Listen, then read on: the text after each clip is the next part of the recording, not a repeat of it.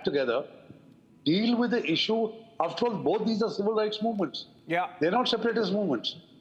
They have to deal with them imaginatively and bring them back from the brink. I don't see that happening, unfortunately, because there are very few people in Pakistan who has a vision and an understanding of this issue. They've outsourced these two provinces to the Pakistan army. And you know, the army, all that it does, the only thing that army knows is to hit people. Very As the true. saying goes, if all that you have is a hammer, everything looks like a nail. You know, so unko maro. But that is not going to work with the Pashtuns and the Baloch for long. Yeah, you very rightly said that the Pakistani state lacks imagination to deal with this situation. So look at what has happened this past week. There has been an FIR against Marang Baloch, and that was after she was stopped from traveling to New York to receive an award. And then the Pakistan, the Pashtun Tahaffuz movement, the PTM itself has been banned, and perhaps that was seen as provocative because it came just ahead of the Jirga. You think this is going to precipitate a crisis immediately, say this week when Pakistan is holding the SCO summit? Because we have seen both these rebel groups, these civil rights groups, as also the government there in Khyber Pakhtunkhwa of Ali Amin Gandapur. He's also saying he's going to protest at D Chowk and you know, create a situation there when the SCO summit is happening. So obviously the Pakistani state has a lot of things on its hands to handle. Yeah, I think, you know, when they saw, though the government had banned the PTM on Sunday, the thousands of people that were moving towards the Jirga, the government realized that they will not be able to stop this without bloodshed. So they backtracked. They lifted the ban on the PTM and authorized the Chief Minister of KPK, Ali Amin Gandapur, to talk to them and to come to some sort of a resolution. And then Gandapur said that the state government, the provincial government, will help the PTM in organizing the Jirga. They will take care of the logistics, the tents, the food and things. So basically trying to diffuse the confrontation. So we don't know what the resolutions of the Jirga will be. They'll probably take place tonight. So we'll come to know a day or two. But the immediate confrontation that the government, that looked like would take place if they prevented the Jirga from taking place, that has been diffused. So now let's see how radical or what they say in the resolutions. So that's one part of it. Yeah. The other part of it in Islamabad for the SCO is that Imran Khan is dug in his heels and he's insisting that his party get together, come to Islamabad on the 15th, the day of the SCO summit. Now that again, Ali Amin Gandapur will lead. Like last week also, he led a huge caravan into Islamabad. Of course, there was some confusion on where he disappeared thereafter. But if the PTI workers, and basically they are from KPK, but that is where the provincial government is. If they stage a march to Islamabad at a time when the foreign guests will be there for the SCO, that could lead to violence and could lead to a lot of problems for the government to handle at a time when they want to showcase their best. Yeah. So my last question before I let you go, sir. Between the Baloch movement and the Pashtun movement, and the position that Taliban has clearly taken, saying that we have nothing to do with this, and that Pakistan should be treating its Pashtuns well. I think there is a bit of a pincer there for the Pakistani army to handle. You think that this can really precipitate into a kind of movement which can ultimately lead to, if not complete breakup of Pakistan, then a situation where the state effectively does not exist in these two provinces? There is a possibility because the Taliban have not accepted the Durand line. You know, the British era line that demarcated initially spheres of influence between British India and Afghanistan, and later on, according to the British and the Pakistani, it has become an international border. Similarly, the Tehreek-e-Taliban Pakistan, you know, which is a Pakistan-based militant and armed group, they don't accept the Durand line either. So, again, once again, if Pakistan does not handle this, you know, imaginatively, yeah, the Durand line status is going to be in jeopardy. Yeah. Twice in the past, and Pakistan is desperate to get the Taliban to agree to the Durand Line. So when the Taliban came into power in August 21, this is one of the things they thought, that the Taliban will be beholden to them and will accept the sanctity or the international status of the Durand Line. The Taliban said nothing doing. We don't accept this because this entire land is Pashtun land and we cannot accept it. Yeah. So Pakistan is really in a quandary. So that is the pincer movement. The TTP on this side of the Durand Line and Taliban from the other side of the Durand Line. Yeah. So I'm just letting you go. One more question, sir, before. You mentioned about the resolutions that the Jirga might pass. What's your sense, with all the deep understanding you have, you think it can precipitate an immediate crisis? Like, can there be a call that they will march to Islamabad and they would demand something of the government immediately? It's very difficult to say. I can't fathom the mood that if it continues to be hostile or because the government is helping them organize it, they will soften whatever they have to say. So we'll just have to wait and watch. But if you go by the 22 Jirga, they passed 25 resolutions, and key amongst them was not accepting the fencing of the Durand Line. They called for a lower Jirga in Afghanistan and elections to elect an inclusive government. And they talked about women's rights and, a whole host of other issues. There was no hint of separation. There was no hint of Pakhtunkhwa or anything like that. Now, in 2 years' time, how much further they have gone. So I think it's better to wait and watch for another 2 days to see what actually comes out of the resolution. All right. Thank you so much, sir, on that note. And we'll, of course, keep a close track of the developments in Pakistan over the week. Of course, also because External Affairs Minister S. Jaishankar is going to be there in Islamabad to participate in the Shanghai Cooperation Organization Summit. Thank you so much, Mr. Devasher, for joining us with that perspective. And moving on, around a week after the Haryana election results, the bickering continues to hit the Congress and organizations that supported the Grand Old Party. Bharatiya Kisan Union President Gurnam Singh Chaduni has expressed his dissatisfaction over the poll results and admitted that the organization created a favorable environment for the Congress through farmers' protests. The farmer leader also blamed Bhupinder Singh Hooda for the Congress party's defeat.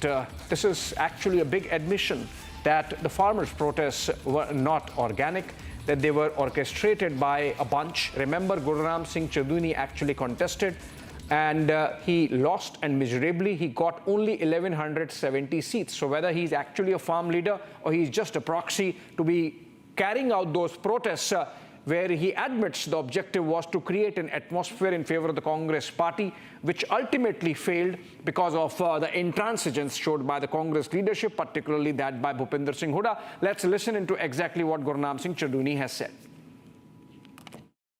मैं ये मानता हूँ कि जो भूपेंद्र हुड्डा है वो अति बुद्धिहीन है। हरियाणा में जो माहौल बनाया कांग्रेस के पक्ष में वो हमने बनाया था, वो किसान वर्ग ने बनाया था। किसान चलो मेरे को नहीं दी थी, दूसरे 2 किसान लीडरों को दे देता, कम से कम लोगों के अंदर ये तो जाता कि हाँ अब किसानों का कौन है जी, बीजेपी वैसे किसानों की दुश्मन कांग्रेस नजदीक नहीं लगाती, फिर कहाँ जाएंगे ये। इसलिए हम आप खड़े हुए, रमेश दलाल खड़ा हुआ, हर्ष शिकारा खड़ा हुआ, मैं खड़ा हुआ, और भी कई लोग प्रयास में थे लेकिन वो नहीं हो पाए। तो सबसे बड़ी वजह क्या रही कांग्रेस की हार की, आप अगर गुरुनाम चडूनी से पूछा जाए सबसे बड़ी वजह? मैं बता रहा हूँ ना, सबसे बड़ी वजह ये रही कि इसने किसी से समझौता नहीं किया और कांग्रेस ने इसके ऊपर छोड़ दी। और अब भी मैं आपके माध्यम से कहना चाहता हूँ कांग्रेस हाईकमान को कि अब भी जो विपक्ष का नेता बनाना है वो भूपेंद्र हुड्डा को ना बनाए, क्योंकि पिछले 10 सालों में भूपेंद्र हुड्डा ने विपक्ष की भूमिका नहीं निभाई, किसान यूनियन ने विपक्ष की भूमिका निभाई थी, भूपेंद्र हुड्डा ने विपक्ष की भूमिका नहीं निभाई। और अगर आगे भी ऐसा रहा तो फिर आगे भी मत उम्मीद करना कि कांग्रेस का राज आएगा। अच्छी भूमिका निभानी पड़ेगी विपक्ष की इनको, और वो मजबूत विपक्ष चाहिए, उसके लिए लड़ने वाला आदमी इनको आगे करना पड़ेगा। All right, we are cutting live to pictures coming in from Kolkata of farmers' protests, I beg your pardon, the doctors' protests in Justice for Abhaya campaign. These are live pictures coming in from Kolkata. Let's listen to them. We have a reporter there.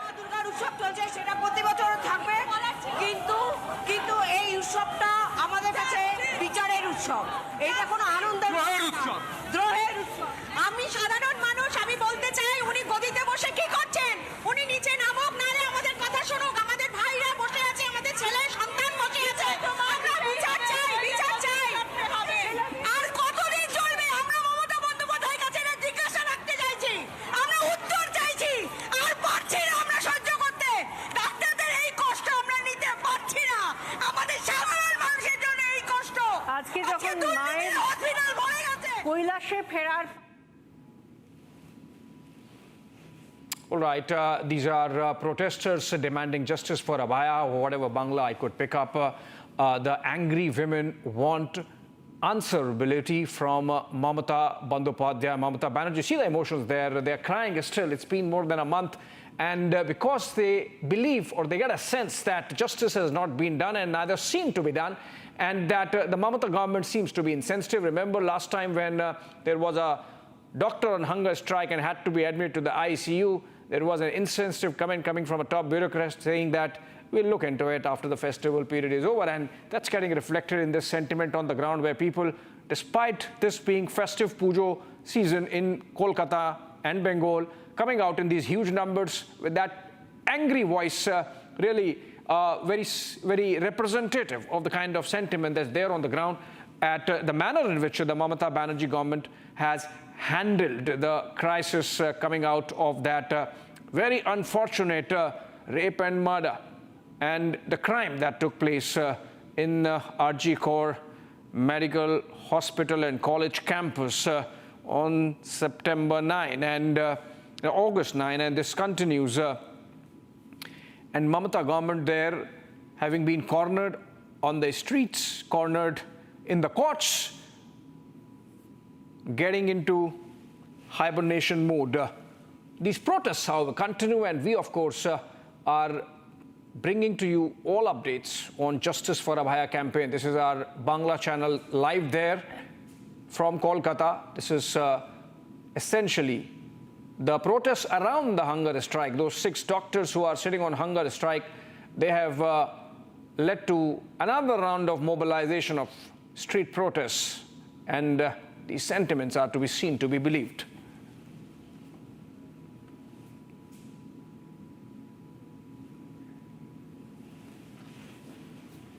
All right, moving on. Last evening, Baba Siddiqui, a leader of the NCP Ajit Pawar group, which is part of the Mahayuti Alliance government in Maharashtra, was shot dead while coming out of his office at around 9 p.m. And it seems that the Lawrence Bishnoi gang, which is after Salman Khan, after the episode in Rajasthan where he killed a deer, has taken responsibility that they killed Baba Siddiqui because Baba Siddiqui happened to be a friend of Salman Khan. That seems to be the angle there. Of course, there is another aspect of business rivalry which the cops are investigating, but larger focus on Lawrence Bishnoi, who is behind bars, in fact, in Sabarmati jail, where a Mumbai crime branch team has already reached. And for all the details of this murder and crime in Mumbai, let's look at what Deepak brings you. Public has also gotten you the blow-by-blow details on what exactly happened and what is the planning that probably went into before the assassination of Baba Siddiqui, the NCP leader, who was also very close to the Bollywood actors circle as well. First, the police suspect that the accused, the shooters, conducted a recce before they got close to their targets. And this is not all, viewers. We have more details that are tumbling out because initially, the assassins, in fact, tried to kill Baba Siddiqui, but their attempts failed. And that's because of Baba Siddiqui's Y+ security cover, because the security was elaborate and there were NSGs as well with him in his security cover. So the initial attempt had failed of these assailants. Now, what we know so far is that the shooters, just moments before they shot at Baba Siddiqui. They arrived in a regular black and yellow taxi. And after that, the shooter shot Siddiqui as he left his Bandra office. And after shooting him, they tried to even escape. We'll get to those details a bit further, but the details of the shootout is that they fired 3 to 4 rounds at Baba Siddiqui, out of which 2 rounds hit Baba Siddiqui in the chest, which led to bleeding, and the resuscitation was not possible, so the hospital had declared him dead because he had lost a lot of blood in the process. So now, after the shooting, the assailants even tried to flee the spot, but their attempts to escape was foiled because they had a pre-planned escape plan as well, but that was foiled because the police were quick to nab the suspects. Because the police managed to nab 2 out of the 3 killers. The third killer, named Shiva, is currently on the run. Now let's get you more details because after the escape bit, the police have identified these assailants. Now, the first assailant is Gurmail Baljit Singh, who's a 23-year-old who's a resident of Kaithal in Haryana. And the second shooter who was arrested is, let me tell you, first, this is Gurmail Baljit Singh. He's also linked to the Bishnoi gang. He stayed in Kurla since September. They got an apartment. They rented out an apartment in Kurla. They stayed there. And the second assailant who was arrested is Dharmaraj Rajesh Kashyap, who's a 19-year-old who is from Bahraich in Uttar Pradesh. He also resided in the same flat as Gurmail because they both had gotten an accommodation in Kurla in September. And since September, they had been living there. And both of them have their links to the Bishnoi gang. So this is what we have uncovered so far. Now, the third suspect that we're about to talk to you about is Shiva. Shiva is currently on the run. And he's also from Bahraich in Uttar Pradesh. And the cops, the probe agency, suspect that he could also be linked to the Bishnoi gang. So the police are all set to question Lawrence Bishnoi in the Sabarmati jail. But this is the detail that we have about the assailants. Now, let's talk about the contract, because the shooters apparently received an advance payment before the hit job on Baba Siddiqui in Bandra yesterday. And the larger reward was promised to them post the assassination. So their pre-planned escape bid foiled. They were nabbed, and the larger reward post-assassination was never possible. And the third assailant is currently on the run. Now, what could have been the possible motives behind the killing of Baba Siddiqui? One is the slum rehabilitation dispute, because in August, Baba Siddiqui's son, Zishan, and others were booked because they tried to obstruct the officials of the SRA during the survey in Bandra East. So this is one of the possible motives behind the murder. And the second motive behind the murder is Siddiqui's proximity to Salman Khan, because Baba Siddiqui was very close to the Bollywood circle. He had close ties with Salman Khan. In fact, he was very instrumental in brokering a truce between Shah Rukh Khan and Salman Khan. So probably the larger plot was get to Baba Siddiqui first, and then it could have been another target.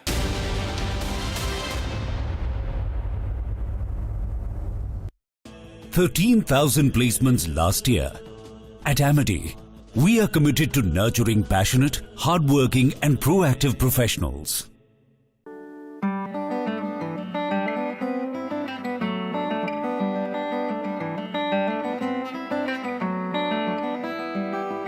Kodagu ಜಿಲ್ಲೆಯ ಹೆಬ್ಬಳ್ಳಿ ಅರಣ್ಯ ಪ್ರದೇಶದಲ್ಲಿ ದಸರಾ ಮಹೋತ್ಸವಕ್ಕೆ ಮೊದಲ ಪ್ರವೇಶವನ್ನು ಪಡೆದಿದ್ದು 2012ರಲ್ಲಿ. ಕಳೆದ 4 ವರ್ಷಗಳಿಂದ ಚಿನ್ನದ ಅಂಬಾರಿಯಲ್ಲಿ ತಾಯಿ ಚಾಮುಂಡೇಶ್ವರಿಯನ್ನು ಹೊತ್ತು ನಿರ್ವಿಘ್ನವಾಗಿ ಸಾಗಿ ಸಂಪನ್ನಗೊಳಿಸಿದ ಕೀರ್ತಿವಂತ ನಮ್ಮ ಹೆಮ್ಮೆಯ ಅಭಿಮನ್ಯು. ಇದೆ ತಾಯಿ ಚಾಮುಂಡೇಶ್ವರಿಗೆ ಜಯವಾಗಲಿ, ನಾಡಿನ ಜನತೆಗೆ ಶುಭವಾಗಲಿ.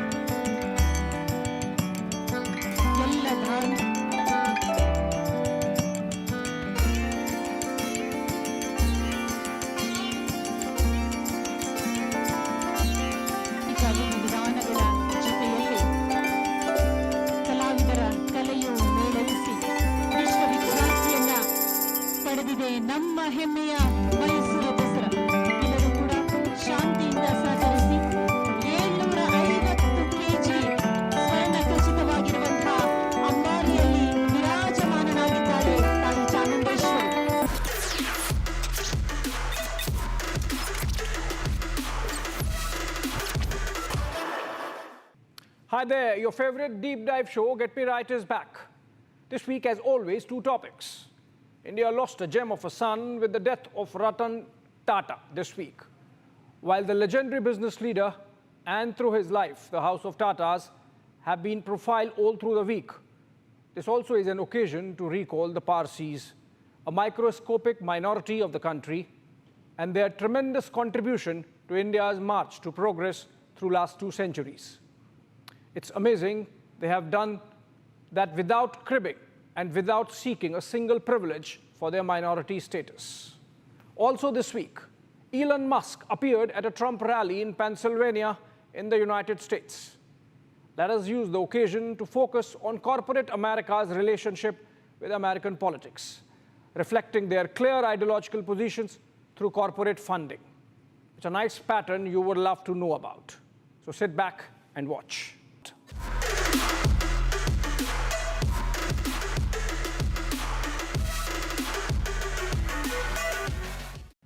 Tata patriarch Ratan Tata passed away due to age-related issues in Mumbai this Wednesday. He was 86 and ailing for a while. Perhaps his last public message was on Swachhata Mission, the cleanliness drive led by Prime Minister Modi, thus underscoring his commitment to philanthropy and greater public good, even in his goodbye moments. Credited with the turnaround of the Tata Group after taking charge in 1991, Ratan Tata also took it global, making marquee brands like American and British names, Jaguar, Land Rover and Tetley Tea, into Indian brands. Acquisitions around the world under his watch meant that the House of Tatas became an India-origin global brand with 65% plus of its revenues coming from international operations by the time he first demitted office in 2012. Like his business, Ratan Tata also took his philanthropy global with Tata Group donations to universities like the University of California and Cornell, with campuses named after Tata Group companies giving high prestige visibility to brand India. And how can we forget the Tata Nano project, which was more a vision than a business? But this is not a Ratan Tata obit. Have you wondered how this microscopic minority of India called Parsis produced so much social and national wealth over 2 centuries for our country? The Parsis came to India following religious persecution at the hands of marauding hordes of Arab Muslim forces that ran over medieval Persia. This was 7th century. Landing up at Sanjan port, near what is Navsari in today's Gujarat, Parsis had to convince that they would get fully assimilated with the local society. Legend has it that when the king showed them a glass of milk full to the brim, suggesting that the place was already full and not available for more people, one of the community leaders put a spoon of sugar in it that dissolved, suggesting in return that the Parsis would mix with the society just like that sugar in milk without any disruption. That contract has lasted over a millennium, with the Parsis becoming the most successful minority in a nation perhaps anywhere in the world. In many ways, India owes a huge debt to Parsi individuals and a bunch of Parsi families, from the Tatas to Godrej's, from the Wadias to the Mistris, for laying the foundation of modern and economically vibrant India as far back as 18th century. The House of Tatas was set up in 1868 by Jamsetji Tata. Ardeshir Godrej set up his group in 1897. The Wadia Group, which owns Bombay Dyeing among other brands, was formed in 1736. Imagine, those were still the days of the Mughal Empire. Asia's oldest newspaper, Mumbai Samachar, published in Gujarati language from Mumbai, completed 200 years. Yes, 2 centuries in 2021. It is the only newspaper perhaps that has reported on the 1857 mutiny on Rani Lakshmi Bai, as also the 2024 general elections. And it is owned by the Parsi family of Kamas. Such was the vision of these stalwarts that Pandit Jawaharlal Nehru called Jamsetji Tata a one-man planning commission. And why not? From the first steel plant to first 5-star hotel, from first textile mill to first airline, and innumerable industries in between, Parsis set India on road to industrialization through their entrepreneurial vision.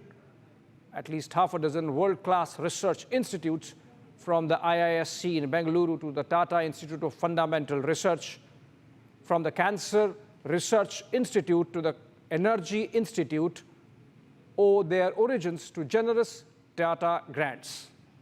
Much before freedom movement became mainstream mass imagination, much before the advent of Gandhi and Gokhale, an old man, actually called the grand old man of Indian politics, Dadabhai Naoroji was trudging a lonely furrow in the UK House of Commons in London, making a case for India's independence through his speeches and private member bills.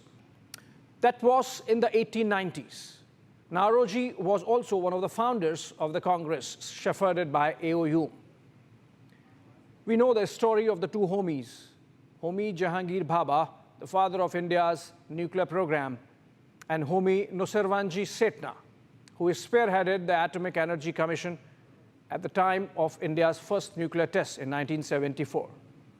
Almost all of the first round of India's nuclear power plants was set up under Setna's stewardship. Any guess where Bhabha shepherded much of our atomic program? At the Tata-funded TIFR. He, of course, went on to establish the International Atomic Energy Agency, becoming its first scientific advisor. And those of my generation remember the last of the lectures of constitutional lawyer Nani Palkiwala on, guess what, India's annual budget. He would make them large, addressing huge crowds at the Brabourne Stadium in Mumbai. Perhaps only a Parsi could hold a budget discussion in a cricket stadium packed to capacity. And just in case you thought Parsis excelled only in boring stuff like nuclear physics and law, Freddie Mercury of the Queen rock band was a Parsi originally named Farooq Balsara, with his parents having migrated from Mumbai to London via Zanzibar. Those from that generation would connect with the names of cricketers Paulie Umrigar, Nari Contractor, and Rusi Surti. How can we forget the legend of General Sam Manekshaw, who scripted independent India's most celebrated military victory in the 1971 war with Pakistan, recently profiled in the Bollywood flick Sam Bahadur. Zubin Mehta, who has directed or conducted Montreal Symphony Orchestra, Los Angeles Philharmonic, and the Israel Philharmonic Orchestra, is also a Parsi. Coming from Vadodara in Gujarat, I have profiled India's first woman photographer, Homai Vyarawala, and been witness to the works of artists like Jahangir Sabawala, among others. There must be something about the community that makes them so successful and giving. There's this story about Nusli Wadia. As a young executive in his father's company, the Bombay Dyeing, he came to know of his father's plans to sell it off and cash out. Nusli mobilized his family, friends, and even workers at the Bombay Dyeing Mill to mop up 11% shares that were required to prevent the sale and retain management. The rest, as they say, is history. It's a corporate legend now of how Ford humiliated Tatas struggling with their car business in 1999, telling Ratan Tata they would do a favor to him if they bought Tata Motors, only to be rescued during the 2008 global financial crisis when the collapsing Jaguar Land Rover brand was bought by Tata. It was the turn of Ford chairman Bill Ford to eat humble pie and thank Tata. "You're doing us a big favor by buying JLR," was the return compliment to Ratan Tata. Parsis belong to one of the oldest religions in the world, based on the teaching of their prophet, Zarathustra or Zoroaster, who lived thousands of years ago. The faith he preached of an epic battle between a powerful deity, Ahura Mazda, and an evil spirit, in which his followers should do everything in thoughts, words, and deeds to aid the side of light, was passed down orally for centuries before it was committed to parchment. It became the dominant religion of Persia for more than a millennium until the advent of Islam in the 7th century. Shorn of rituals, the Parsis of India practice a minimalist religion that emphasizes good thoughts, good deeds, and good words.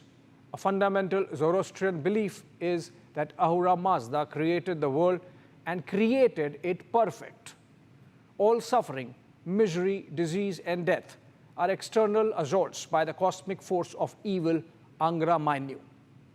As they believe the world is the good creation of Ahura Mazda, there is a religious obligation to enjoy it. All this makes the Parsis of India gregarious and giving. They are very charitable. They donate their money for the welfare of the community and society. The point is that you can be a minority, a minuscule minority, a woefully outnumbered minority, and still make a difference, still grow and become rich, still create wealth and be powerful. Become a constructive pillar of the society you are in.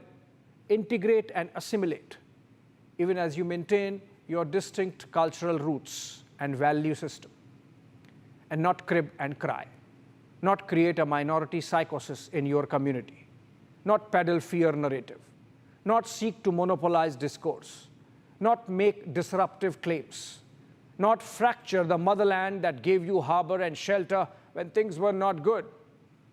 Sikhs have done similarly and spectacularly in India. Other minorities in the country and around the world should take note and be inspired. Moving on to our second story this week.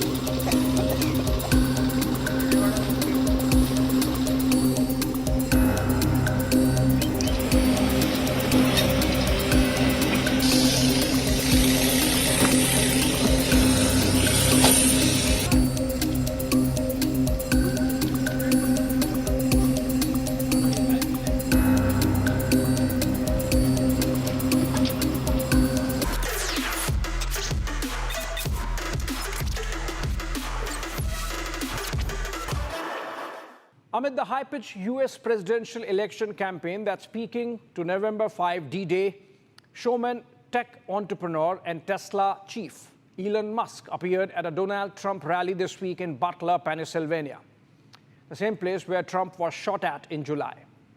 Musk even made a short speech emphasizing the importance of registering and voting.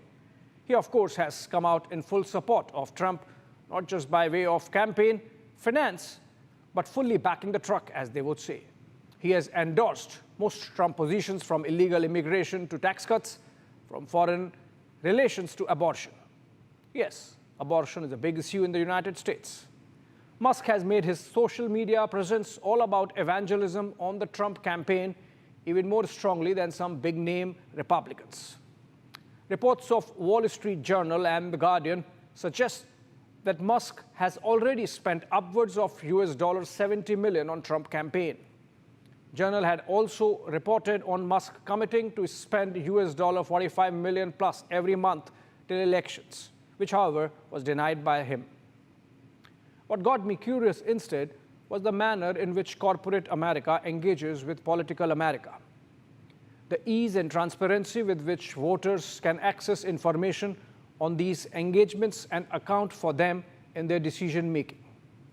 More importantly, for us watching the United States from outside, the pattern that emerges of which industries support which ideology or which sectors of economy are pro-Republican and which pro-Democrats.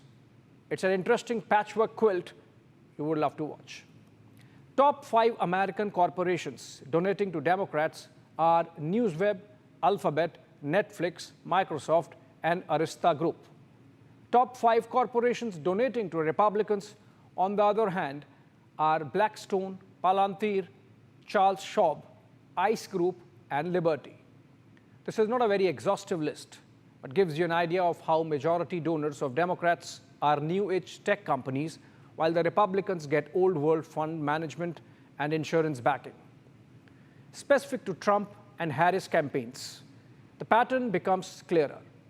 The top 5 Trump donors include American Airlines, Walmart, Boeing, Lockheed Martin, and the United Airlines. Top 5 Harris donors include Google, Microsoft, Brown & Brown, Johnson & Johnson, and Apple. The list of top 20 donors respective to the campaigns reinforce the picture even further. Typically, old world businesses, those heavy on energy resources like petrol, airlines, and automobiles, and from the world of investment and finance, retail and real estate are all pro-Trump. New age tech and software, on the other hand, are exclusively Kamala Harris, like Amazon, Nvidia, Apple, Google, Microsoft, Oracle, Facebook, do not donate to Trump. In the month of July, Netflix co-founder and chairman Reed Hastings endorsed Kamala Harris for president and donated $7 million to her campaign. The announcement saw Trump-based mobilization to cancel Netflix subscriptions, resulting in the company's highest monthly cancellation since February. Hashtag cancel Netflix trended for 3 days, and the streaming service saw its worst week of subscribers drop. Clearly, the disclosure comes with costs, but it is healthy for democracy. Towards the end of September, the Federal Communications Commission, US government body overseeing media businesses, approved purchase of more than 200 radio stations in 40 markets by liberal business magnate George Soros-owned fund. The radio stations reach over 165 million listeners across the United States. Knowing Soros' links to Democrats, the decision drew criticism from Republicans. The Commission's 3 Democrats voted for the move, while the 2 Republicans voted against it. The decision to fast-track the approval process bypassed the National Security Review, which could have taken up to a year to complete, fueling concerns that the move was aimed at boosting Kamala Harris' campaign weeks before the November 5 elections. Republican Representatives James Conner of Kentucky and Nick Langworthy of New York, both members of the House Committee on Oversight and Accountability, announced an investigation into the FCC's approval proceedings. They said the agency overlooked foreign ownership concerns to facilitate Soros' ownership stake. With all the noise and the news, voters sure know who's behind the content when they consume it on those respective platforms, be it Netflix or now Soros-owned radio stations. Again, good for democracy. Open Secrets, a non-profit tracking money in US politics and its impact on policy, has some interesting data. Going by donations, professions overwhelmingly Democrat include teachers, professors, software engineers, and entrepreneurs, lawyers. Both National Education Association and American Federation of Teachers donates overwhelmingly Democrat, giving a pittance to Republicans. Also, most of the organized unions, particularly in the municipal governance space, donate and hence vote Democrat. Those society groups putting their money on conservative and Republican campaign include British American Tobacco and some other old world agricultural businesses. Plus, of course, Musk. He formed the political action committee called America First. The New York Times recently did a long-form profile of Facebook Meta founder Mark Zuckerberg's engagement with politics. It was perhaps occasioned by Zuckerberg's public admission last month through a letter to the Congress that he was pressured by the Biden administration in 2021 into censoring some COVID-19 content, and that he was uncomfortable doing that. So much for the espousal of freedom of speech and expression by the American establishment. From being a left liberal in his 20s, during which he indulged in evangelism through his speeches, columns, and funding for liberal causes through his foundation, much like Musk is doing for the conservative ones now, Zuckerberg has become a political agnostic.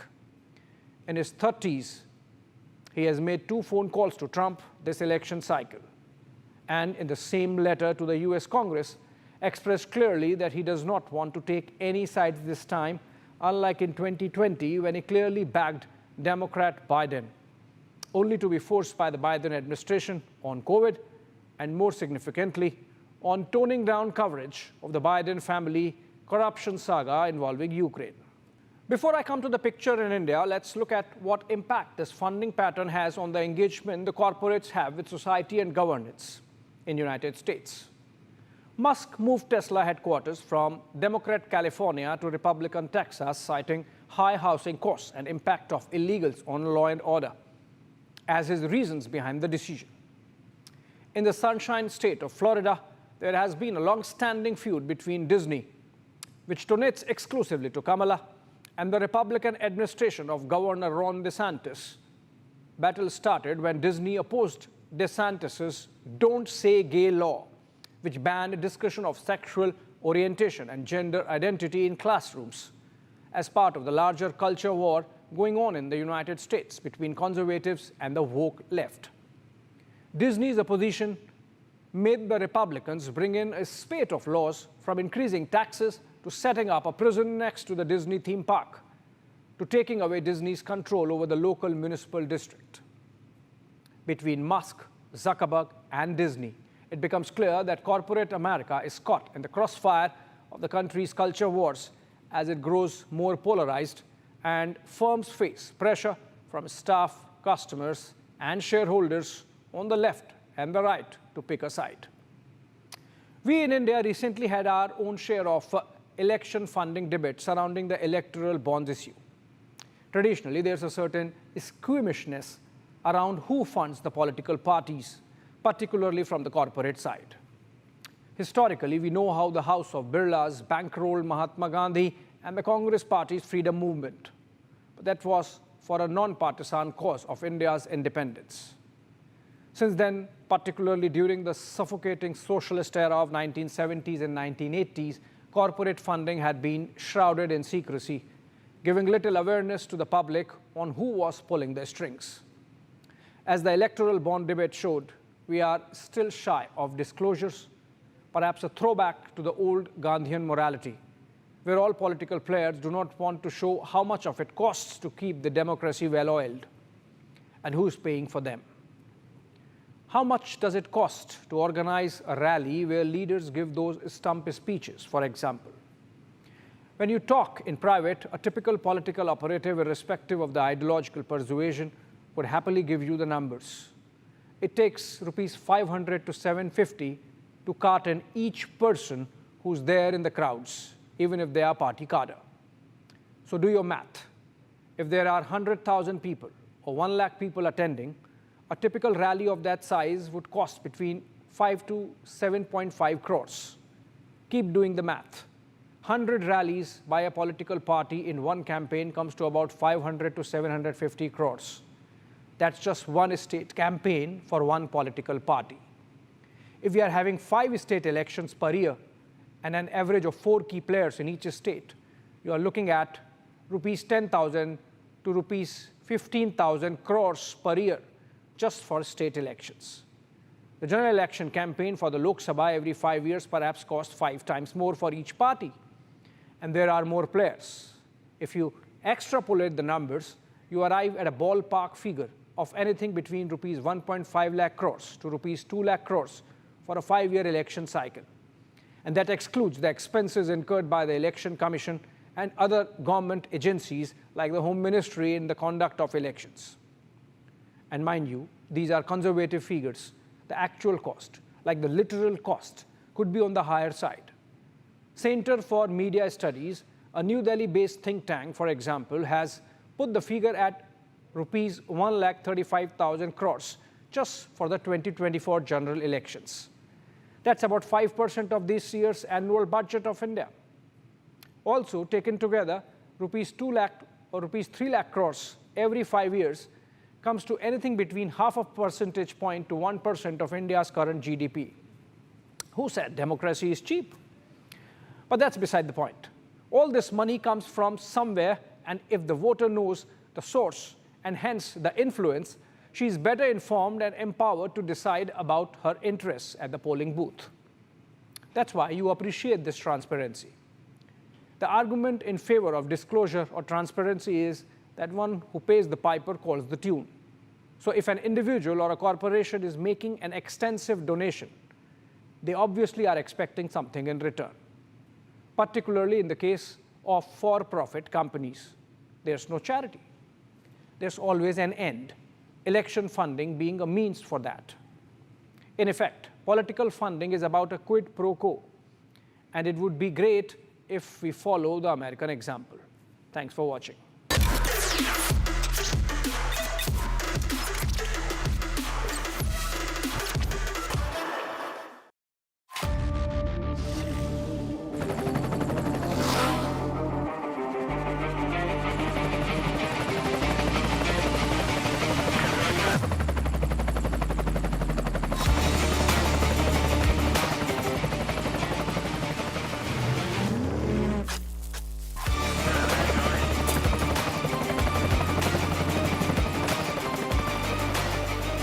Director, the taste of success.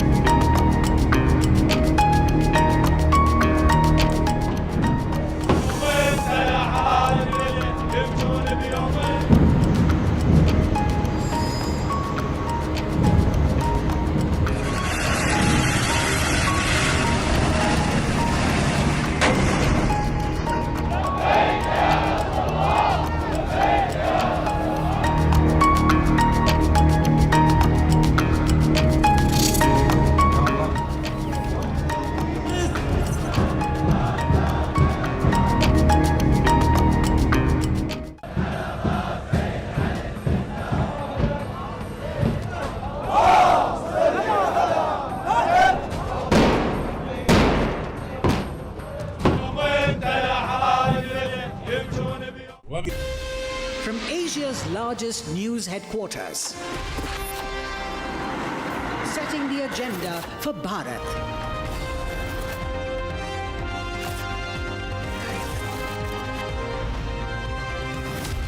You're watching Republic.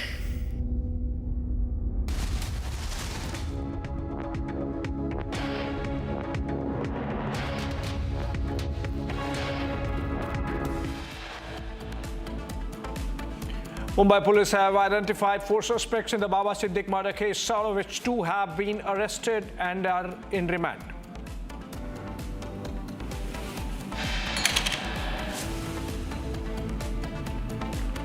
Lawrence Bishnoi linked to Baba Siddique's killing emerges. Sources say that Mumbai police sleuths are in Sabarmati to question Bishnoi. कि जो भूपेंद्र हुड्डा है वो अति बुद्धिहीन है। हरियाणा में जो माहौल बनाया कांग्रेस के पक्ष में वो हमने बनाया था। BKU Chief Charuni has claimed that farmers created favorable atmosphere for Congress in Haryana. He also blamed Bhupinder Singh Hooda for the defeat. Shiv Sena Chief Uddhav Thackeray has said the MVA will announce CM face only after the Shinde-led government discloses their CM candidate face. Karnataka BJP claims that the Congress President Mallikarjun Kharge's son Priyank wrote to the CEO of Karnataka Industrial Areas Development Board seeking cancellation of the ownership of 5-acre plot allotted.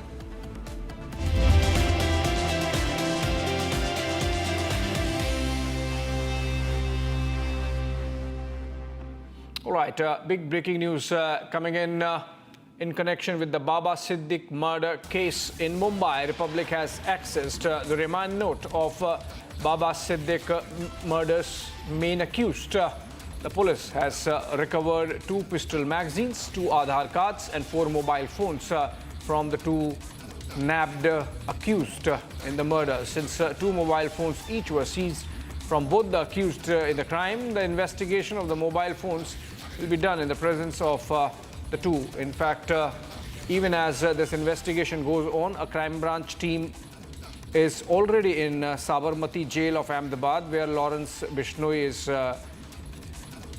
present, and he's to be questioned in connection with the claims being made by Lawrence Bishnoi gang members that they carried out the killing of the NCP Ajit Pawar group.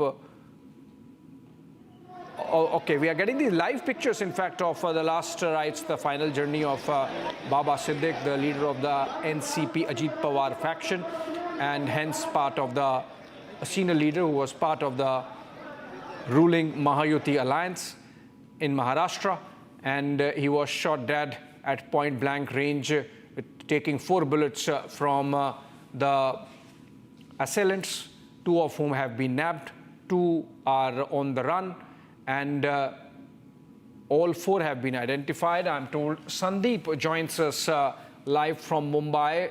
Sandeep, what is the latest that you can share about the murder investigation? I believe you have been speaking to the cops who are investigating the case. What is the latest? How close are they to nabbing the 2 remaining accused? And any clarity on the link with Lawrence Bishnoi? See, Abhishek, yes, as far as this case is concerned, it is being made very clear that this have direct links to Lawrence Bishnoi. In fact, a social media post was also made claiming this very murder, but ultimately the police will in fact launch another investigation to verify that very social media post claiming the murder of Baba Siddique. As far as investigation is concerned, the 2 accused who have been arrested by Mumbai Police Crime Branch, one of them belongs to Haryana and another one belongs to Uttar Pradesh, Bahraich, whereas 2 more accused are absconding at this moment. One is from Kaithal, Haryana, another one is Zishan Siddiqui. The search for both the accused is underway. As far as the investigation is concerned, Abhishek, it is being said that this murder is in fact linked to the previous warnings that was in fact given to Salman Khan, and as Baba Siddique was a very prominent person and very close to Indian cinema and Bollywood as well.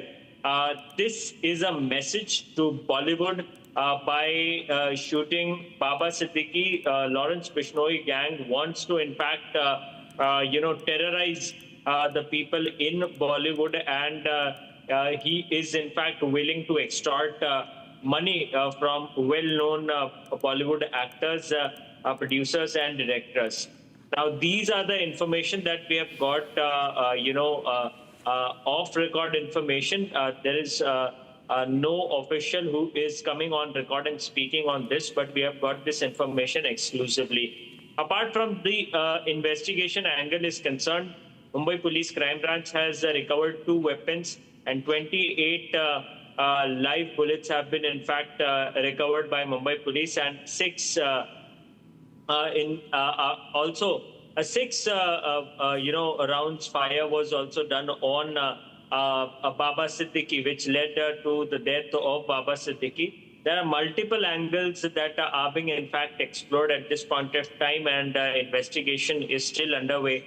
The 2 accused are yet to be in fact arrested. It is also said, Abhishek, that the whole conspiracy was in fact done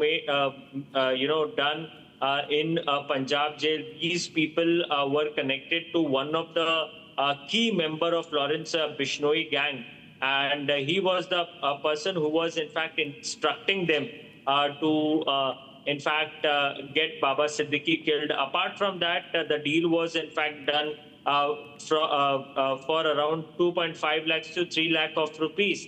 And it is also being said that 50,000 distribution was supposed to happen between all these accused. The gun that was in fact, the pistol that was they used in the crime, that was in fact sent to them through a courier. And they had rekied, Baba Siddiqui's movement and the locations for around 30 to 35 days in Mumbai. So ultimately, it was a pre-planned murder. Although Mumbai police is yet to arrest 2 more accused, and there are high chances that Lawrence Bishnoi will be in fact questioned by Mumbai police crime branch soon. Back to you. But a couple of things, Sandeep, which we would want to understand. How come that Baba Siddiqui had a threat around him? He informed police about it, following which his security was upgraded. And we are continuing with the live pictures of Baba Siddiqui's cottage and mortal remains being taken to the Bada Qabristan area. Okay, Sandeep, so the question is that how come the Mumbai police failed to see it despite a security upgrade, which was, I believe, he got a Y+ category. Despite that, the assailants could come that close, that despite that they could continue their recce for 25-30 days. In fact, even as Baba Siddiqui was getting a security upgrade, the recce was going on. Has Mumbai police responded in any manner to that? Abhishek, this is very important to highlight that he did not had any Y+ security or Y security, but rather he was accompanied with just 2 to 3 Mumbai police officials who used to be present with them most of the times.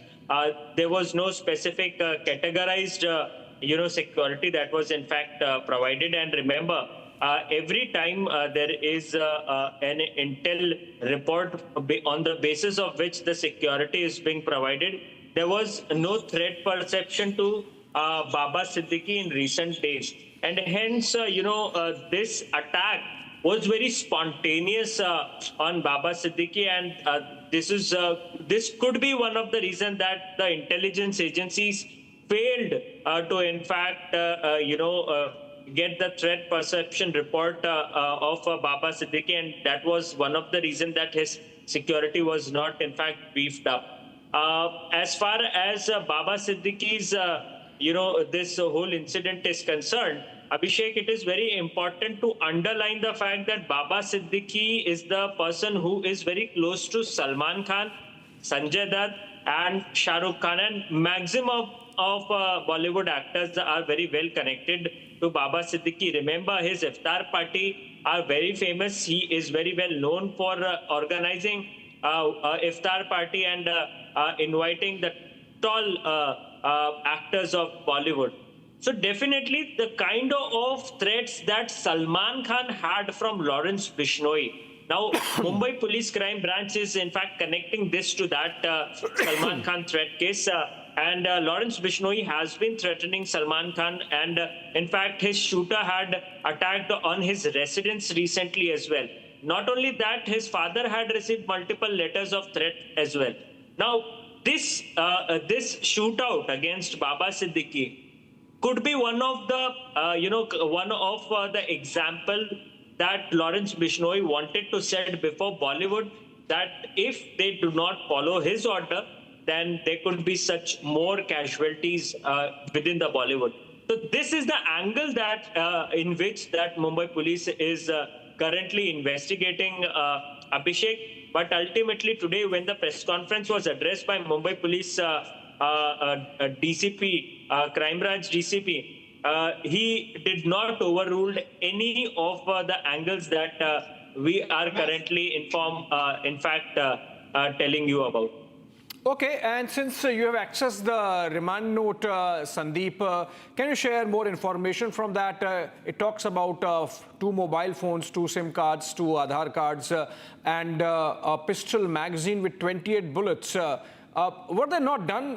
Were there some more targets that the assailants had and they were caught before?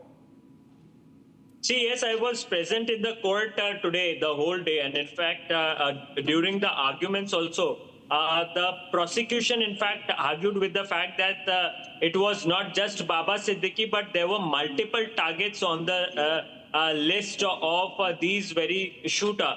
And the prosecution went on to say regarding the international links to this very gang members as well. Not only that, as far as you mentioned, the kind of devices that have been seized, yes, devices have been seized. They are in fact trying to unearth how these people got funding and in fact what was the mode of communication between the mastermind and and what was the mode of, how these people used to get funds to carry out their operations. They were staying in Kurla area and were paying 14,000 rent per month, and they were in Mumbai since September 2nd. So ultimately, these were the things that were in fact told before the court. Yes, as you mentioned, 28 live cartridges were recovered. Not only that, the police also mentioned that 6 rounds were also fired by these assailants, and in fact, 3 bullets hit Baba Siddiqui, due to which they, in fact, Baba Siddiqui could not survive. Apart from this, one of the most important things that, prosecution mentioned before the court, that where did they got the training and how did, this whole conspiracy started? That is something that the Mumbai Police Crime Branch wants to investigate. So there are multiple angles, Abhishek, that are coming out in this very case. And there are multiple questions that needs to be answered at this point in time. Yeah, absolutely. And following this incident, this crime, Sandeep, can you tell us whether the Mumbai police has taken some preemptive measures in terms of providing additional security to some of these Bollywood names you are taking?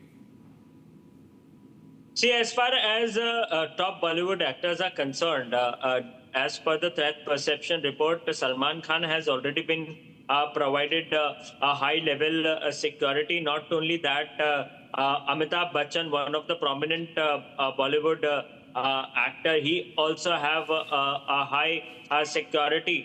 Also, there is a kind of,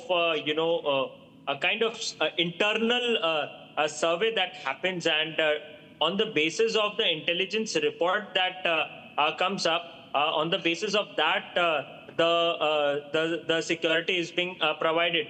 But ultimately, whether the Mumbai police will be, upgrading the security of top Bollywood actors or the top politicians in the state of Maharashtra or the top VVIPs, businessmen, industrialists living in Mumbai. So this is something that needs to be reviewed at this point in time. And so far, there is no such a report which have, after Siddiqui's death. There are high chances that there could be another review report that could be, in fact, coming out in coming days, and their security of VVIPs across Mumbai city would be beefed up in the coming days, Abhishek. But ultimately, there is no such information after this incident that someone's security has been beefed up. But yes, as per the routine procedures, right, if someone having the threat perception, high threat perception, then definitely their security would be beefed up. Right. Sandeep, continue to stay with us and keep speaking to us. How's the law and order situation like? We're seeing huge crowds at the last rites of Baba Siddiqui. Has Mumbai police taken care of or made sure that there is no, spilling over of any kind of anger on the streets? See, Abhishek, Baba Siddiqui being one of the popular face in Bandra East and Bandra West, he was someone who had been 3 times MLA out there in Bandra West area, and in 2014, in fact, he was defeated by Ashish Shelar of Bharatiya Janata Party. So no matter what, but Baba Siddiqui was someone who had good relation across the party. So people in Bharatiya Janata Party were also his friends. People in Congress Party are still his friends, in fact. And not only that, people across, the community. He had a huge fan base, in fact. He was someone who used to be within the people. Although he got defeated due to the Modi wave in 2014. But ultimately, he had recently joined NCP, Ajit Pawar's NCP, and also Zishan Siddiqui, his son, was in fact preparing to contest election from Bandra East constituency. Now, Abhishek, I just want to point out one of the important point out here. If you try to understand where this whole incident has happened, it is very important to make a note that the incident has happened just 700 meters away from Matoshri. Remember, Matoshri is the bungalow of Uddhav Thackeray. It is the official residence of Uddhav Thackeray.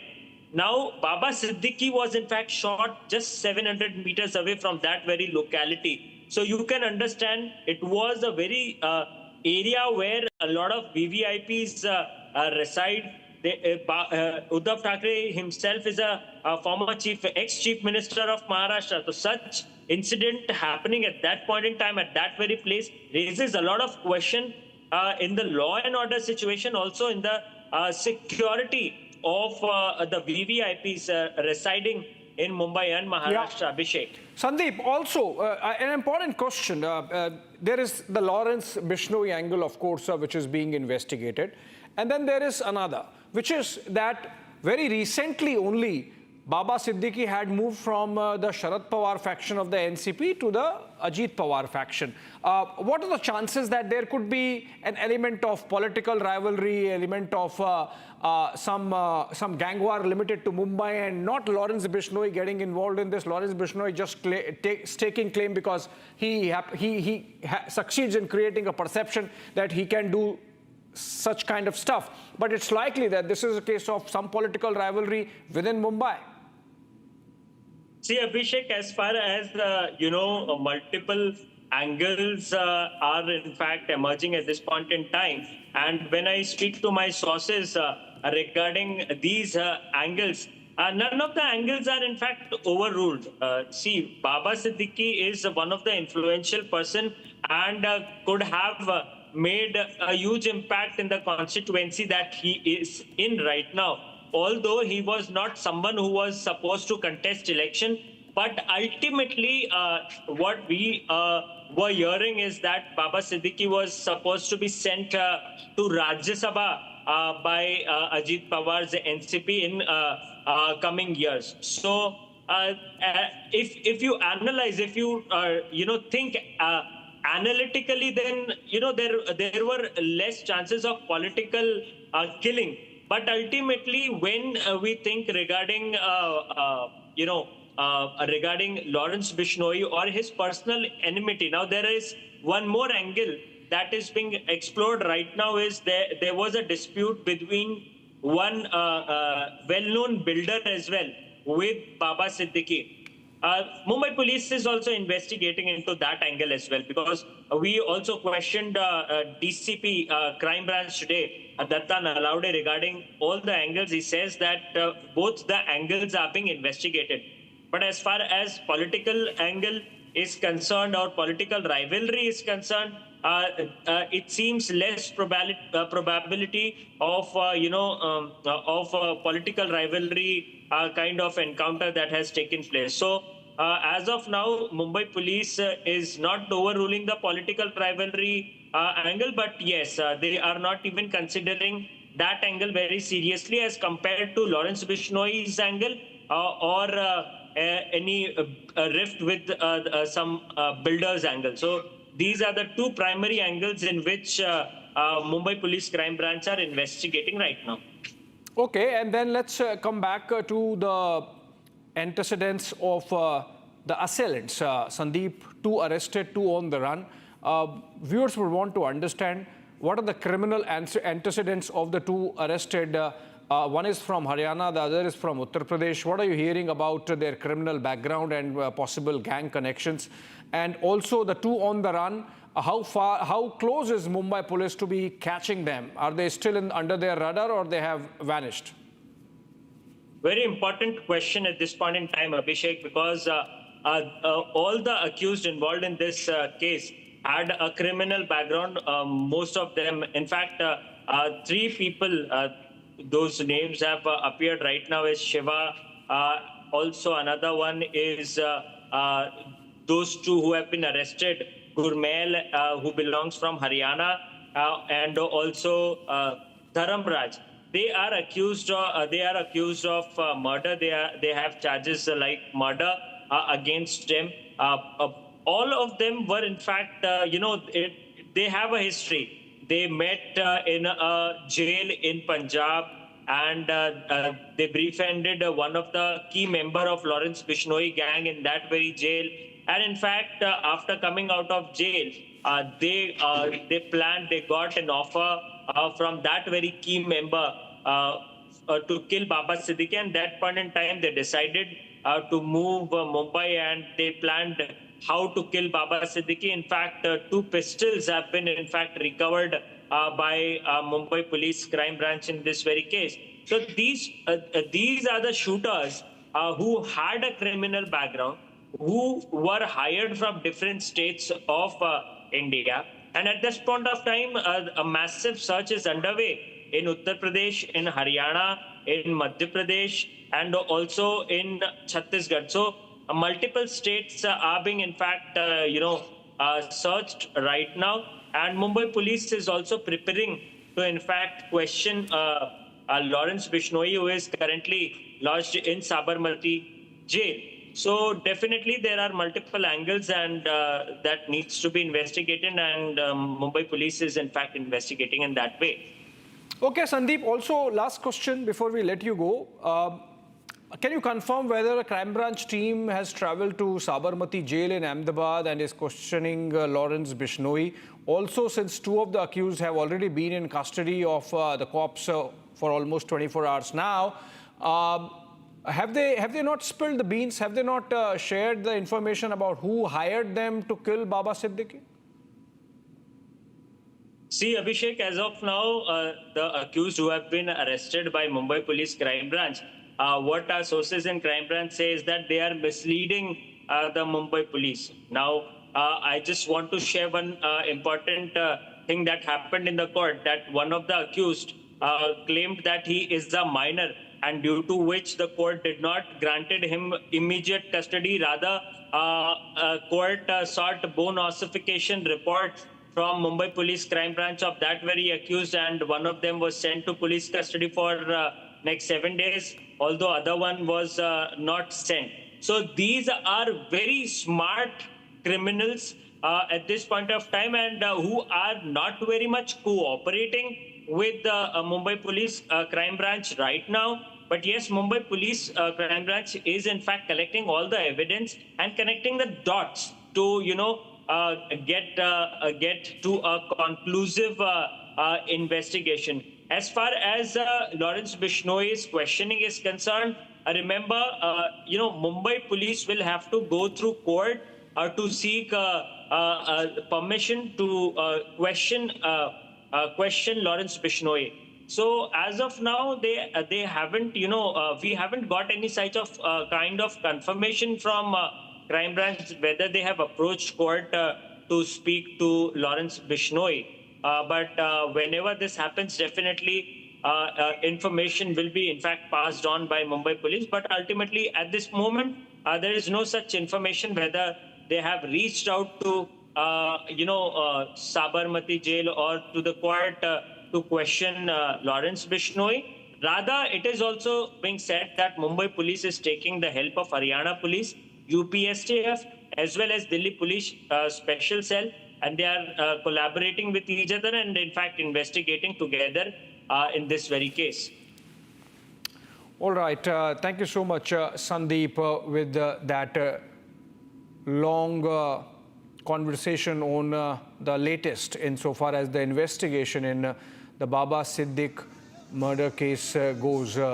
We are getting live pictures of the last rites of the NCP Ajit Pawar faction leader. Remember, it's part of the Mahayuti alliance. The party is part of the Mahayuti alliance, which is ruling in Maharashtra.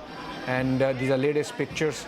And you can see a state funeral being accorded to Baba Siddiqui by the Eknath Shinde government there. And the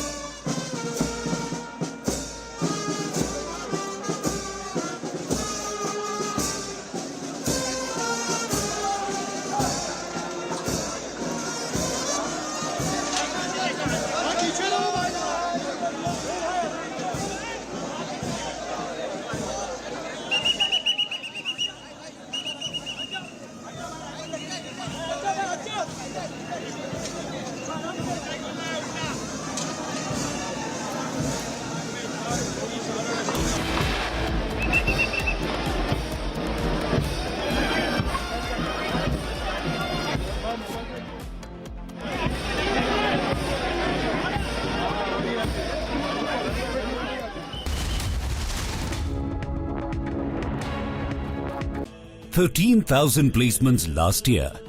At Amity, we are committed to nurturing passionate, hardworking and proactive professionals.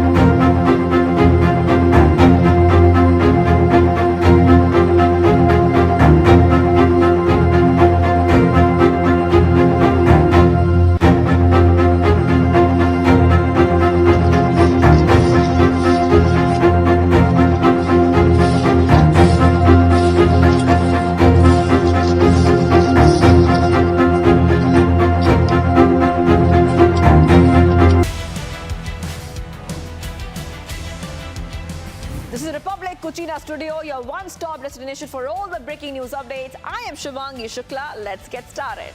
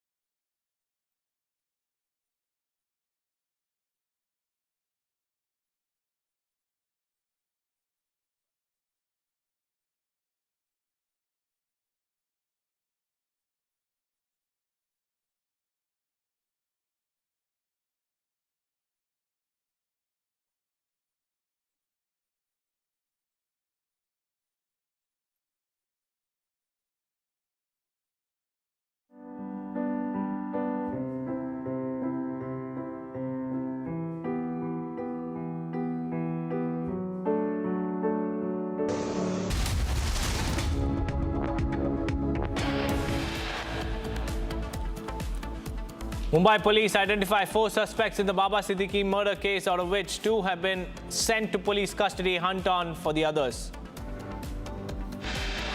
Lawrence Bishnoi linked to Baba Siddiqui's killing emerges. Sources say that Mumbai police are in Sabarmati to question Lawrence Bishnoi. मानता हूं कि जो भूपेंद्र हुड्डा है वो अति बुद्धिहीन है। हरियाणा में जो माहौल बनाया कांग्रेस के पक्ष में वो हमने बनाया था। BKU chief Charuni has claimed that the farmers created a favorable atmosphere for the Congress party in Haryana. He also blamed Bhupender Singh Hooda for the defeat. Shiv Sena's Uddhav Thackeray has said that the MVA will announce CM face after the Shinde-led government discloses their CM candidate. Karnataka BJP claims that Congress President Mallikarjun Kharge's son Priyank Kharge wrote to the CEO of KIADB on the 5-acre land allocated to him, returns the land. BJP questions admission of guilt.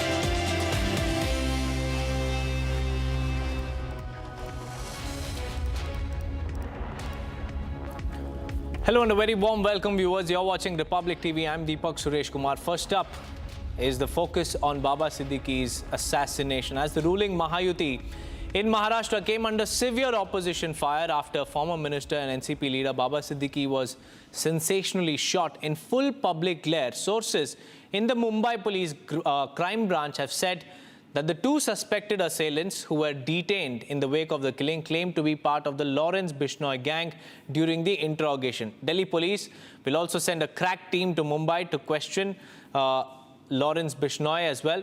And the special cell is saying that the probable motive for the gangster being linked to the killing was to establish his criminal influence in Mumbai. Meanwhile, an eyewitness to the sensational murder told your channel that he thought initially crackers were being burst as gunshots rang out, adding that the NCP leader was fatally fired upon despite the presence of police personnel at the scene. Take a look at this report.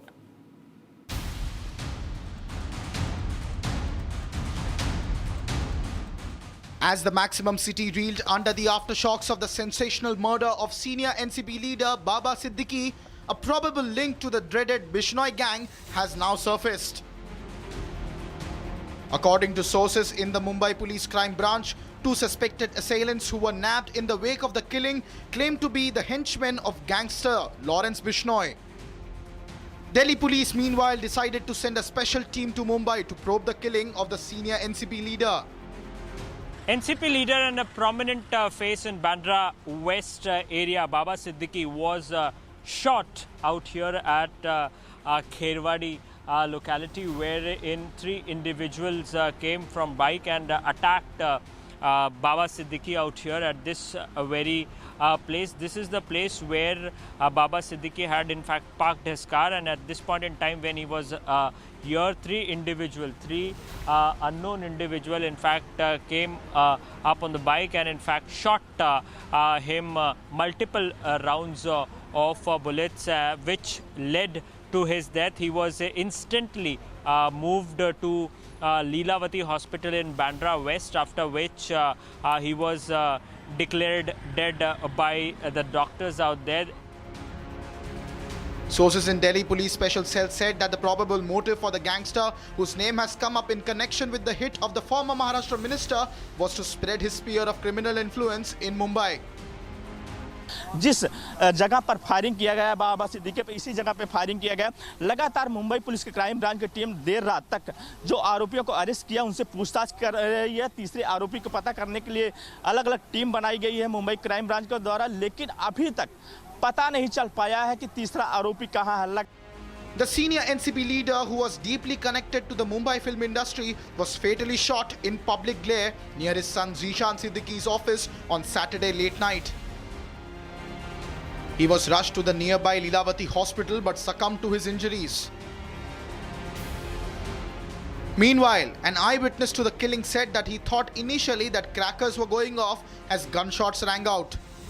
पटाखे बज रहे थे तो पटाखे की आवाज़ में वो पता नहीं चल पाया हम लोगों को कि गोलियां चल रही है कि नहीं चल रही, लेकिन जब भागना लोग शुरू किए तब हमें भी लगा कि नहीं कुछ तो हुआ है, तो हम भी अपने परिवार को लेकर भागना शुरू किया। उस समय क्या स्थिति थी, क्या माहौल था आपको यहीं पे? नहीं देखिए, ढोल वगैरह बज रहा था, काफ़ी भीड़ भाड़ थी, तो सब नाच गा रहे थे, दुर्गा माता को विसर्जन के लिए लेके जा रहे थे। तो इस तरफ आगे जहाँ पे इनका ये वारदात हुई है, ये इस तरफ जो वारदात हुई है, तो वहाँ का हमें कुछ नज़ारा पता नहीं चला, लेकिन जब यहाँ से लोग, जो कुछ लोग यहाँ थे अगल बगल में, जब भागना शुरू किए तब हमें लगा, और सब वो फिर माइक वगैरह सब बंद किया गया, म्यूजिक वगैरह बंद किया गया और फिर सब भागना शुरू कर दिया। पुलिस थी उस समय?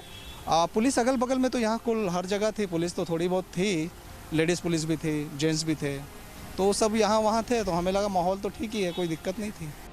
A nearby tea seller also shared his experience as the sensational killing went down. Daily चाय पीते हैं, ऐसी कोई बात नहीं, आते हैं तो चाय तो पीते ही हैं। वहाँ से ज़्यादा दूरी नहीं है जहाँ पे उनको गोली मारी गई? नहीं है ना, तो 30 मीटर होगा। 30 मीटर। तो जब गोली मारी गई तो वो फटाकरी बज रही थी, लोगों को समझ में नहीं आया। आप गए दौड़ के वहाँ पे? हाँ, लोग ऑफिस से जब दौड़े तो हम भी गए थे बाहर, तो हम गाड़ी तक गए थे। तो वो जो जिन लोगों ने गोली मारी उनको कैसे पकड़ा गया? ये नहीं देखे सर, हम यहीं तक रह गए। भगाया गया या कोई? हाँ, दौड़ते हुए गए थे। वो लोग दौड़ते हुए गए? कुछ उस तरफ भागे थे, कुछ इस तरफ गए थे। अच्छा, तो स्थानीय लोगों ने पकड़ा था उन लोगों? स्थानीय लोग पकड़े, पुलिस ने पकड़ी। उनके साथ कितने पुलिस वाले आमतौर पे होते हैं बाबा के साथ? एक आदमी रहता है हमेशा। Meanwhile, Chief Minister Eknath Shinde has announced a burial with full state honors for the slain former minister. As the ruling Mahayuti came under severe criticism over the brazen murder of a top NCP leader, with questions arising on the state of law and order under the Shinde regime, NCP Supremo and Deputy Chief Minister Ajit Pawar called out the opposition for politicizing the incident. दो लोगों को उनके हाथ में लगे हैं, 2 लोग, और भी कुछ लोग हैं, उनको ढूंढने के लिए, उनको लाने के लिए 5 टीम पुलिस डिपार्टमेंट ने लगवाई है। और अपोजिशन वालों को जो भी बोलना है वो बोल सकते हैं, लेकिन मेरी इतनी उनको विनती है कि अपना एक साथी, उन्होंने कांग्रेस में भी काम किया, हमारे महाविकास आघाड़ी में भी उन्होंने काम किया, अभी राष्ट्रवादी कांग्रेस में आके वो महायुति का भी एक घटक बने थे और अच्छी तरह से काम करने की उनकी कोशिश थी। वो स्पीच भी अच्छी तरह से देते थे, उनके एरिया में कुछ कार्यक्रम भी हुए, वहाँ लोगों ने बहुत अच्छी तरह से रिस्पांस दिया था। मैं खुद था, प्रफुल्ल भाई थे, बाबा थे, जिशान थे, सब हम थे, लेकिन जो नहीं होना चाहिए तो हुआ, इसका हमें बहुत दुख है। Meanwhile, top criminal lawyer and 2611 prosecutor Ujwal Nikam weighed in on the incident. It's a really most unfortunate incident which had occurred in Mumbai yesterday night. Mumbai had not witnessed since number of years the murder of any political leader. So the prime question is why the murder had occurred, who had committed. No doubt 2 suspects were apprehended by the mob on the spot, and I learned that the 3rd assailant ran away from the crime. But since it appears that some 10 to 15 days earlier, Baba Siddiqui was given threats and therefore police had given protection to him. As the political war of words explodes over the killing of the top NCP leader, the big question is, are there more netas on the hit list?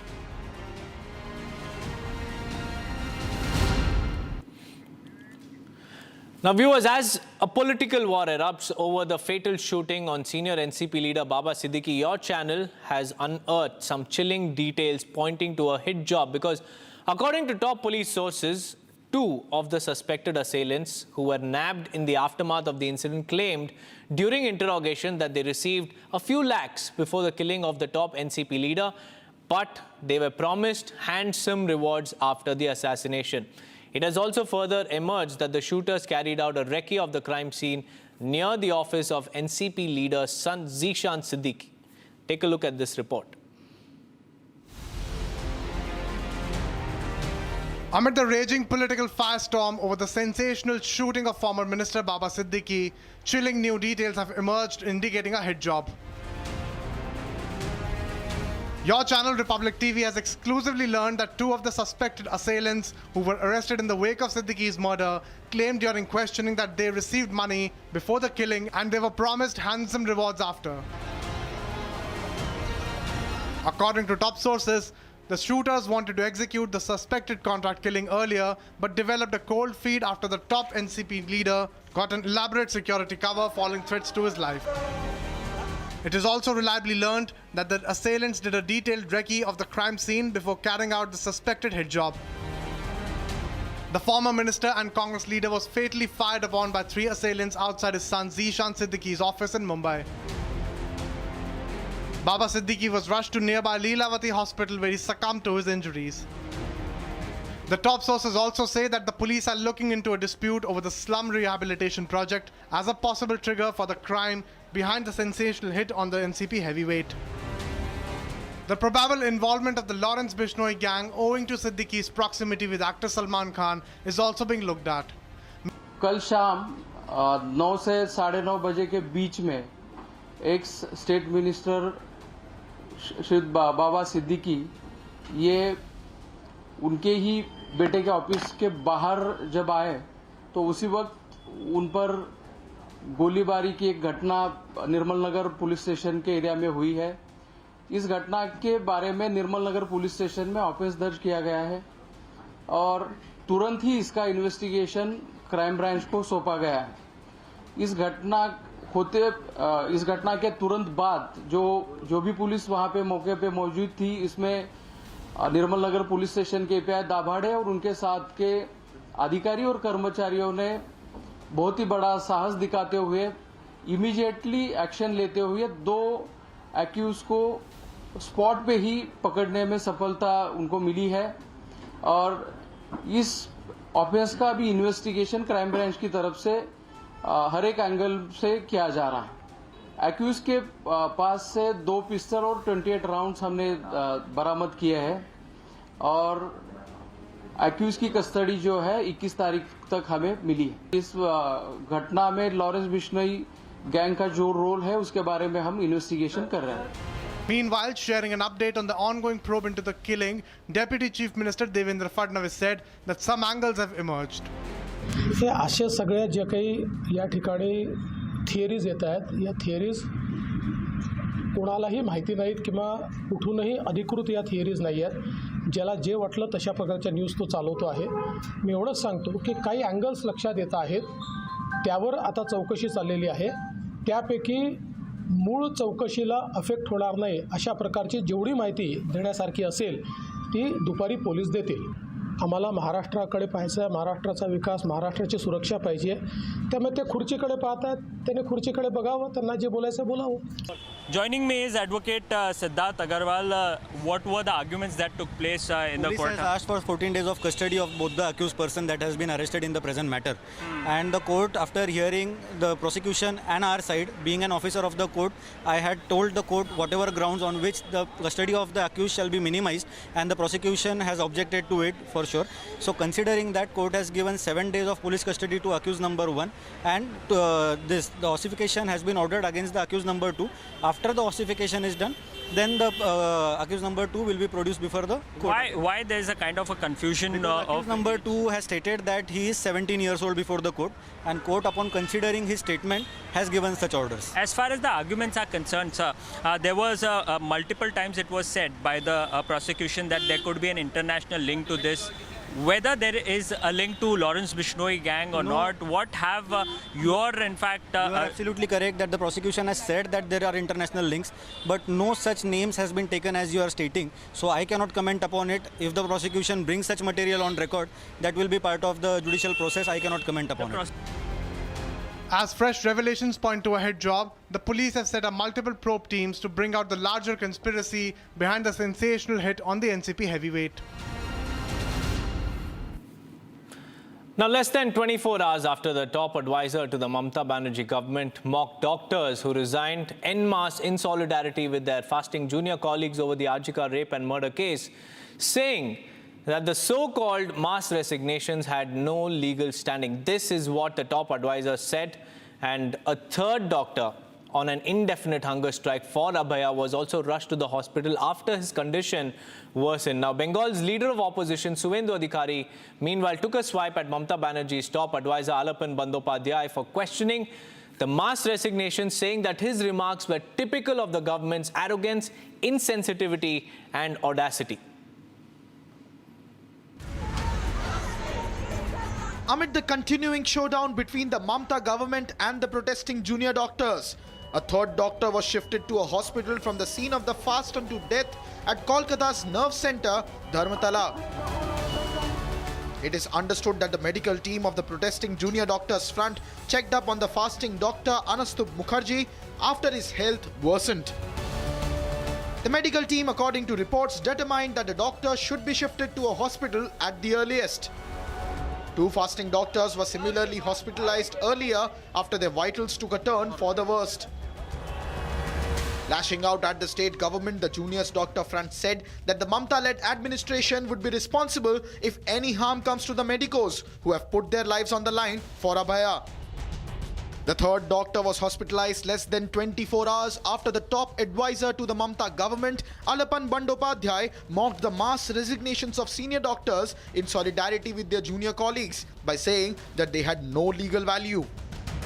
We have been receiving certain letters which do refer to mass resignation as a point of reference.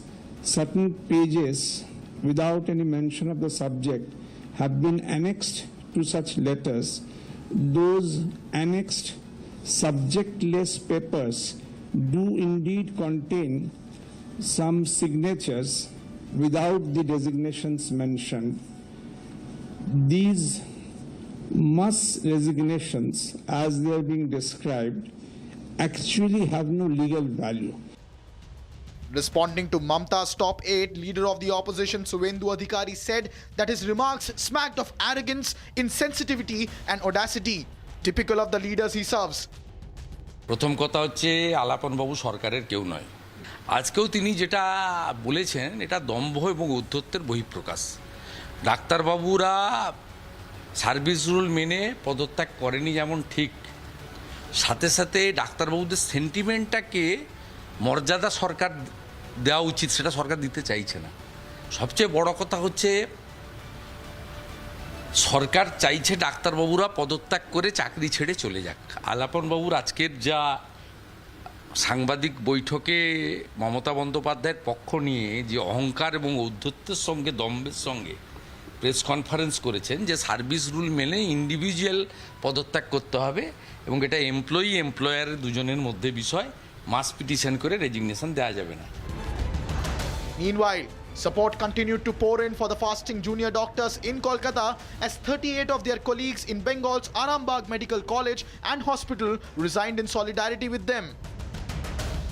The Indian Medical Association, the country's top medical regulatory body, also announced a nationwide hunger strike from Tuesday in support of the fasting trainee doctors in Kolkata. As the state continues to be in a conflict with the saviors, we ask, has Mamata's tall promises on security and justice to protesting doctors come a cropper?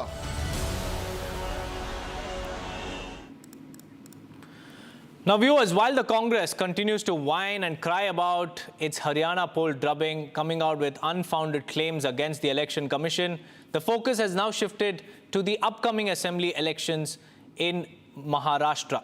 And making no secret of his desire to return as the Chief Minister, Shiv Sena Uddhav Thackeray had a clip of his oath-taking during the MVA role play during his customary address to party supporters, expressing his desire for the top job as the MVA face for the CM pick. Here's how the tussle for CM face is unfolding within the MVA even before the elections. Underlying tensions over a lack of consensus on a CM face are threatening to come to the fore, even as Uddhav Thackeray and Sharad Pawar sought to project a united face. Before his customary address on the Sehra, Shiv Sena UBT Supremo Uddhav Thackeray had a clip of his swearing in under the MVA rule play for party supporters. The clip is being seen as Uddhav's attempts to push his case to return as CM.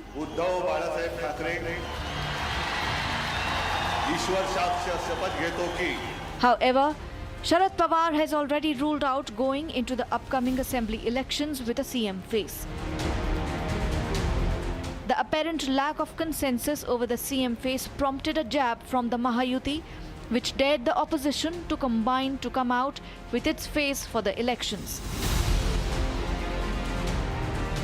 To this, Uddhav responded on Sunday saying since the Mahayuti, being the ruling alliance, should name its CM face first and then the MVA will follow with theirs. भाजपची एवढी दयनीय अवस्था झालेली आहे की त्यांना चोरांना आणि गद्दारांना नेता म्हणून मानावं लागतंय. त्यांच्या नेतृत्वात ते निवडणूक लढणार आहेत का? पहिला महायुतीचा चेहरा येऊ द्या, आमच्याकडे चेहरे आहेत. Even as Uddhav sends out broad feelers to the MVA amid jockeying for CM, are the NCP and Congress ready to play the junior alliance partners going into the elections?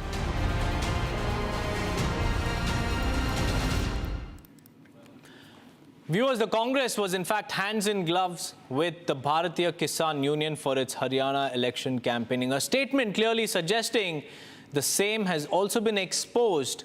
This has now exposed the Congress's collusion with the farmers, which staged a protest ahead of the Haryana elections. And today we have the BKU chief coming out and saying that we created a favorable situation, a favorable condition for the Grand Old Party.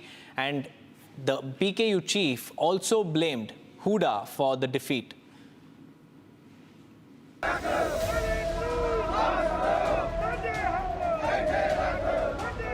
At the helm of these anti-India protests at the Haryana-Delhi borders in 2020 to 2021 was the Bharatiya Kisan Union.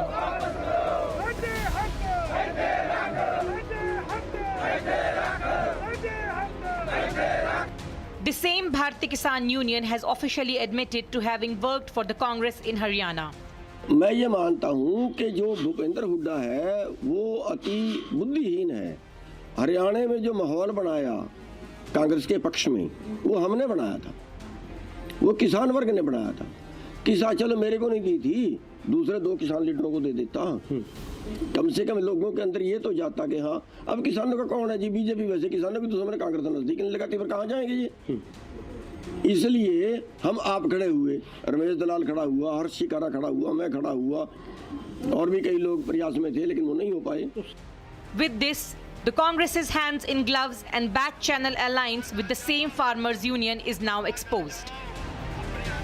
But the situation has become far worse since the defeat. Not only has Congress been exposed, but the sneakish election strategy in Haryana under Rahul Gandhi's leadership has boomeranged. Political farmers like the Bharatiya Kisan Union, whom the Congress vocally supported in the farmers' protest against the centre over farm laws, are openly speaking against the Congress leadership. Notably, Gurnam Singh Charuni, who contested from Pihowa seat in Haryana, was also defeated against Congress candidate Mandeep Chatta. मैं बता रहा हूँ ना, सबसे बड़ी वजह ये रही कि इसने किसी से समझौता नहीं किया और कांग्रेस ने इसके ऊपर छोड़ दी.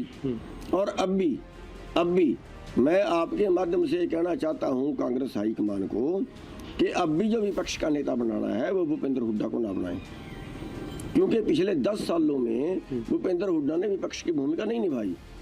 किसान यूनियन ने विपक्ष की भूमिका निभाई थी, भूपेंद्र हुड्डा ने विपक्ष की भूमिका नहीं निभाई. और अगर आगे भी ऐसा रहा तो फिर आगे भी मत उम्मीद करना कि कांग्रेस का राज आएगा. अच्छी भूमिका निभानी पड़ेगी विपक्ष की इनको, और वो मजबूत विपक्ष चाहिए, उसके लिए लड़ने वाला आदमी इनको आगे करना पड़ेगा. Congress now finds itself in an ironic situation in Haryana.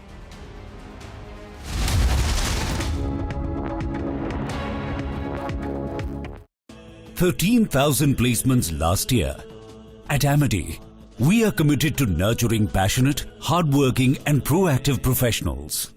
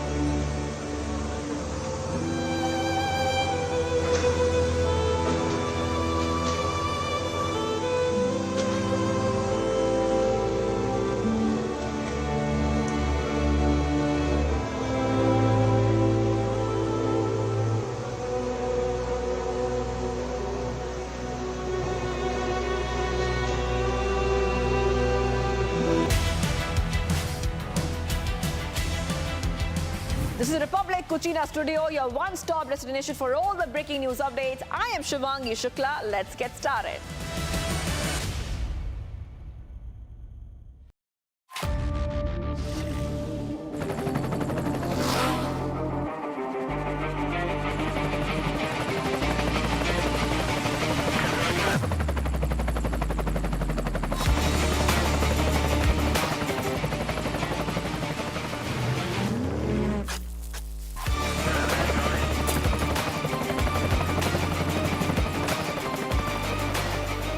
Character, the taste of success.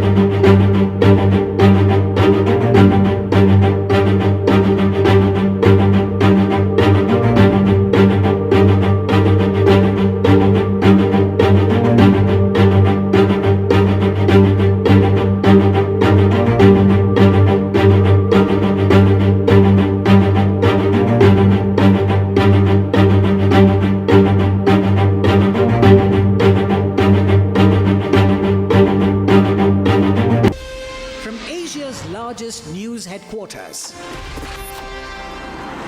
setting the agenda for Bharat.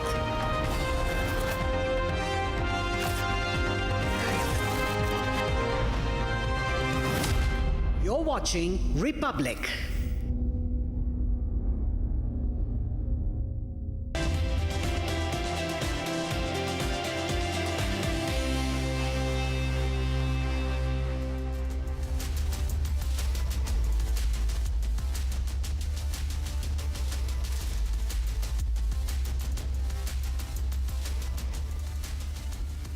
Good evening and welcome, friends. The fact that you're watching News Sunday shows how seriously you take what's happening around you and in the country. So let's have an engaging 1 hour of news conversation. There has been a high-profile killing in Mumbai. Baba Siddiqui was shot dead last evening while on way out from his office in Bandra. The fact that he was a leader of the NCP Ajit Pawar faction, which is part of the ruling Mahayuti government in Maharashtra, raises some questions about law and order. There is another development more important for the poll-bound state's politics. Uddhav Thackeray all but staked claim to be the chief minister face of the MVA, which has Congress and NCP Sharad Pawar faction as allies. In his Dasara rally at Shivaji Maidan yesterday, a clip of the moment of his 2019 oath-taking ceremony was played to underscore the message to the allies. This comes at a time when the Congress has egg on its face, having lost Haryana, which was their election to lose, at least as per the exit polls. Seems even the Indi allies are taking Congress in a pincer.